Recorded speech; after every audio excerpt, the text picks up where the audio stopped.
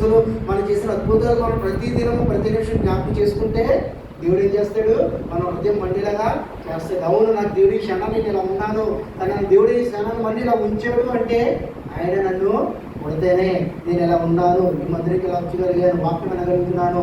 లేదు నాకు తిన్నది లేకపోయినా ఈ సమయం దేవుడు నాకు ఇచ్చాడు అంటే మనం అది కూడా జ్ఞాపకం చేసుకుంటేనే మనం మంట తగులుతుంది. హల్లెలూయా.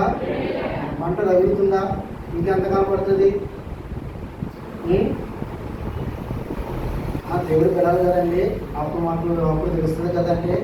దేవుడు పిల్లలు అంటే ఆయన ఏమన్నాడు?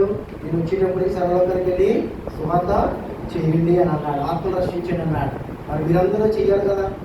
మీరందరూ చేసి దేవుని మందిరం తీసుకొచ్చి దేవా ఇదిగో నీ ఎదుగా ఆత్మను నిలబెట్టాను. మనం అందరం మన బతికినంత వరకు ఎన్ని ఆత్మరక్షణ మనం నిలబెడతామో దేవుని ఎదురు మనం ధైర్యంగా నిలబెడతాం. హల్లెలూయా.